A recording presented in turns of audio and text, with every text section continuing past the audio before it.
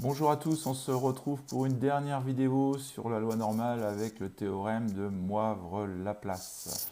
On a regardé ensemble le tout début de l'activité sur les lois normales. On avait bossé sur l'activité avec l'approximation justement d'une loi binomiale, comment on pouvait l'amener à une loi normale centrée réduite. Et c'est ça que je voudrais qu'on regarde plus précisément maintenant, c'est dans quelles conditions est-ce qu'on peut considérer que c'est fiable, quoi. Parce que on se rend compte que si je me ramène à des n tout petits, petits, petits, vous voyez qu'au niveau des rectangles, on n'est plus vraiment trop nickel sous la courbe. Est-ce que vous voyez ce que je veux dire? Donc en fait, il y a certaines conditions. Finalement, quand il y a très peu de rectangles, eh ben, évidemment, l'approximation fait que on n'est pas vraiment. Ça correspond moins bien à l'air sous la courbe. Je ne sais pas si vous le voyez. Alors, il y a deux façons que les rectangles ne collent pas, ou plutôt d'avoir peu de rectangles. C'est que soit effectivement on a un n qui est très faible, ou soit on a une probabilité qui est tellement faible que finalement on aura peut-être autant de rectangles, mais que très rapidement ils seront nuls. Et vous voyez, si je me ramène à une valeur très très faible de P, et bien vous voyez que là à nouveau ça ne va pas coller. Ou de la même façon, si P est très fort finalement, euh, eh bien j'obtiens des probabilités très fortes de réussite. Et donc mon histogramme il va se schématiser. Alors vous voyez pas l'autre, il est parti très loin. Mais on va se retrouver avec un histogramme qui, bah voilà, ça collera pas, quoi. Ça va pas être facilement approximé par les probabilités correspondant à la loi normale centrée réduite. Alors il faut bien se décider. D'ailleurs là-dessus, c'est pas très homogène dans tous les pays au monde. Et en tout cas, nous, en France, on s'est décidé avec une norme qui semble acceptable. C'est que, bon, à la fois, il faut que Pn soit pas trop petit, mais en même temps, si je prends, par exemple,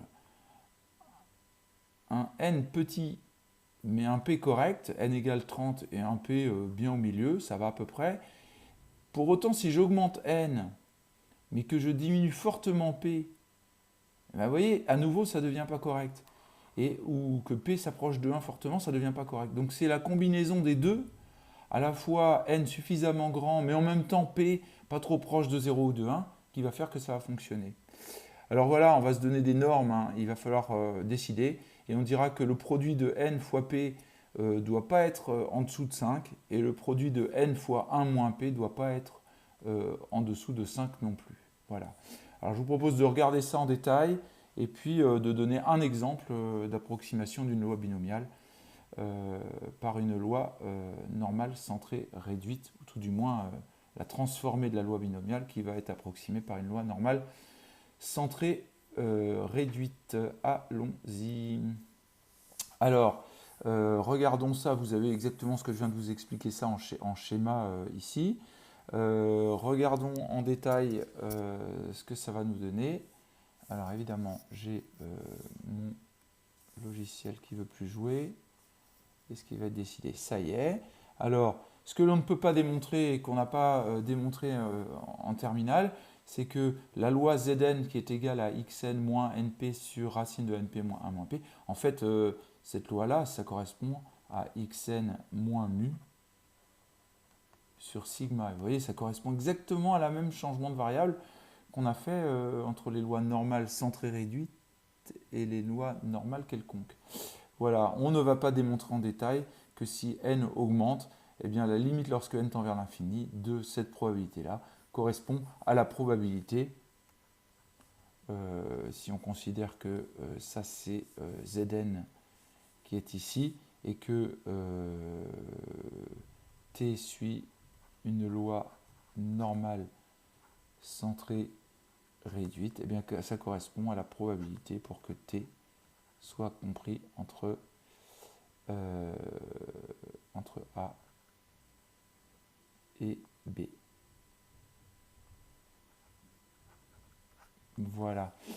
Donc on ne va pas démontrer ça, mais on sent intuitivement que si n augmente, eh bien, on se rapproche très fortement de l'air qui correspond à l'air sous la courbe, en fait, de la valeur qui correspond à l'air sous la courbe. Alors les conditions de Moivre-Laplace, qu'on va appeler les conditions de Moivre-Laplace, on considère que la limite dans le théorème de Moivre-Laplace est pratiquement atteinte lorsque on a simultanément n est supérieur à 30 fois un n suffisamment grand et que n fois p est supérieur à 5 et que n fois 1 moins p, lui, est supérieur à 5. Voilà. Qu'est-ce qui va faire que ça va donner quelque chose de raisonnable? Cette approximation va pouvoir se faire. Alors je vais vous donner un exemple et puis vous allez me dire, mais pourquoi, à quoi ça peut servir? Concrètement, à éviter de calculer avec des lois binomiales en fait. À partir d'un certain nombre, la calculatrice, ça représente beaucoup de calculs si le n est très grand.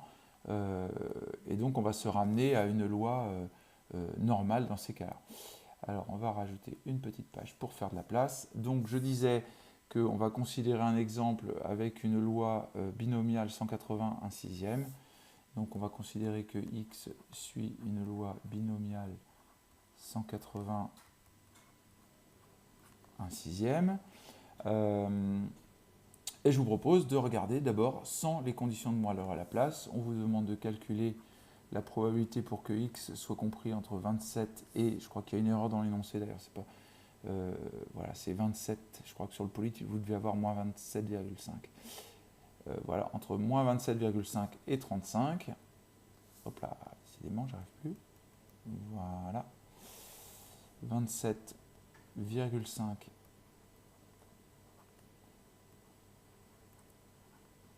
et 35. Attention, hein, ici, le ou égal, il est important, hein, puisque ça vous donne, dans les lois discrètes, la probabilité que x égale à 36 n'est pas nulle. 36, je disais.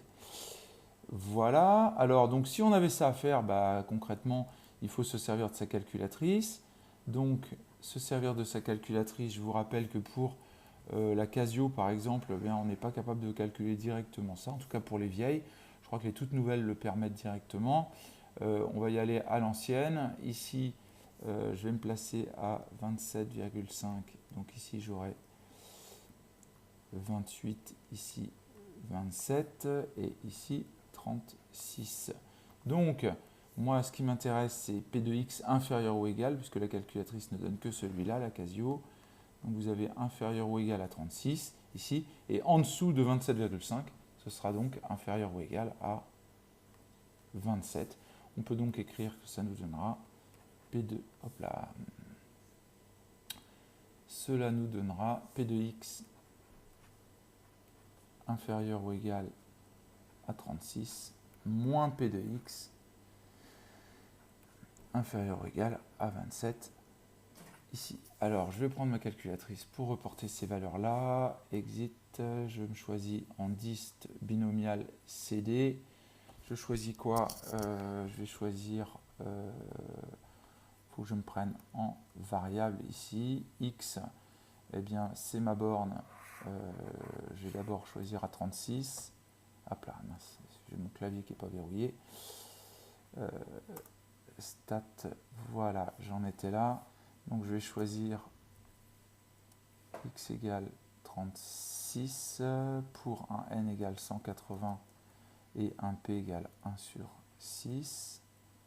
Voilà, j'obtiens 0,1666.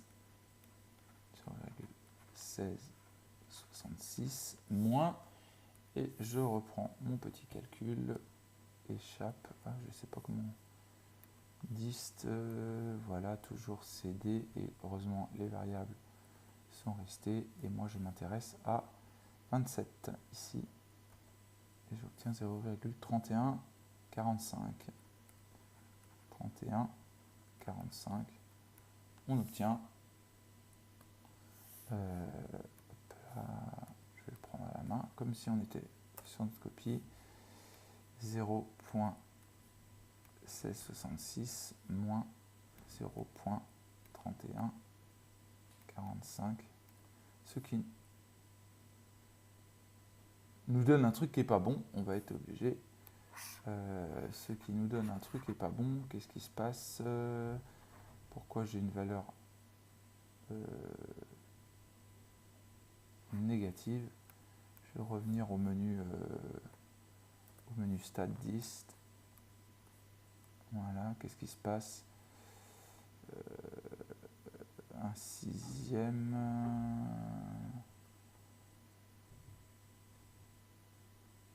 Alors vous voyez que c'est pas normal, puisque inférieur à 36, je devrais être plus grand que inférieur à 27. Je vais reprendre le 36 ici. Ah, bah, je ne sais pas ce qui s'est passé. Donc c'était pas 0,16. Bah, c'est intéressant qu'on tombe sur l'exemple. Cette erreur-là, on est à... Je reviens, j'ai dit, donc x égale 36, donc inférieur ou égal à 36. Pour une binomiale n égale 180, p égale à 1 sixième, j'obtiens 0,9009. Voilà, ce qui est beaucoup plus raisonnable, puisque ce qui nous donne exit menu 0.9009 moins 0.3145. Voilà, on obtient environ, je devrais dire, on obtient environ 0,5864. Donc là, c'est le environ qui est ici. Voilà. Bon, à vrai dire, je crois qu'avec la Casio, avec la Numworks, si je passe en binomial, je dois avoir l'option directe entre les valeurs. Donc vous voyez, si je me prends un n égale 180, p égale 1 sixième, vous pouvez choisir les zones centrées aussi. Voilà, et donc là du coup, toutes ces techniques-là n'est pas nécessaire, puisque vous pouvez directement choisir entre 27.5 et, j'ai dit, voyez, entre 27.5 et 36. Voilà, 0,5863. J'ai combien? J'avais combien moi? 0,64, on y est. Voilà, alors maintenant voyons ce qui peut se passer avec l'approximation de Moivre-Laplace. Donc pour approximer Moivre-Laplace, d'abord on va commencer par regarder les conditions. Qu'est-ce qu'on peut dire? N égale 180, bon, on est largement au-delà de 30. P égale, donc N fois P est égal à 180 fois 1 sixième, c'est-à-dire 30. Voilà. Et N fois 1 moins P sera égal à 180 fois 5 sixièmes, c'est-à-dire 150. Bon, et bien tous ces deux-là, largement au-delà de 5, largement au-delà de 5, donc tout va bien. Les conditions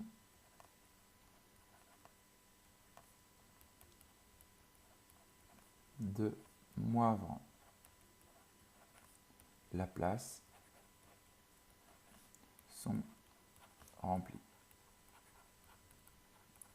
Et voilà. Donc ça veut dire qu'on va pouvoir effectuer une approximation. Et pour ça, on va avoir besoin de mu et de sigma. Ici, on a donc mu qui est égal à np, qui est égal à, j'ai dit 30, ouais. Et sigma qui est égal à racine de np 1 moins p, ce qui nous donne racine de 25, je vous laisse faire le calcul, qui donne 5. Voilà, donc on peut donc dire que la variable aléatoire zn est égale à x moins mu sur sigma, c'est-à-dire x moins 30 sur 5, peut être approximé par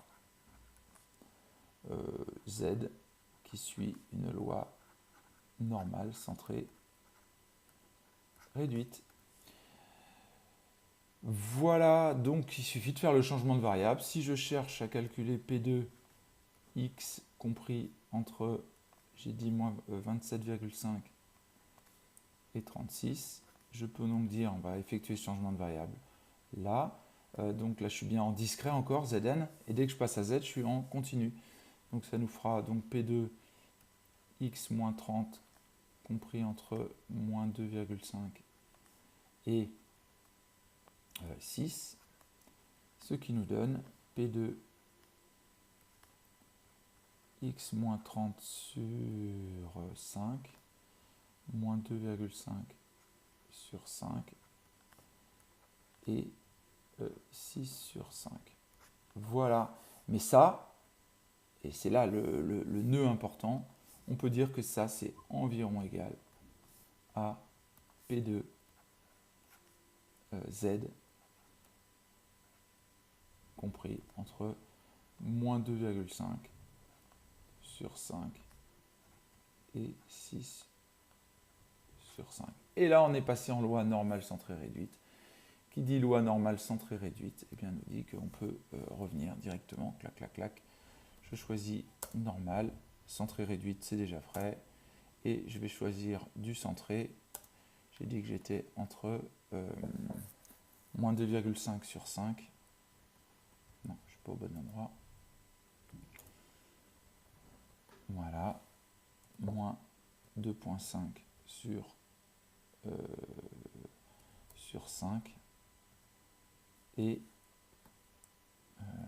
6 sur 5. On obtient 0,5763. Je ne sais pas ce que j'ai fait là. Hop. 0,5763. C'est reparti. Environ égal à 0,5763.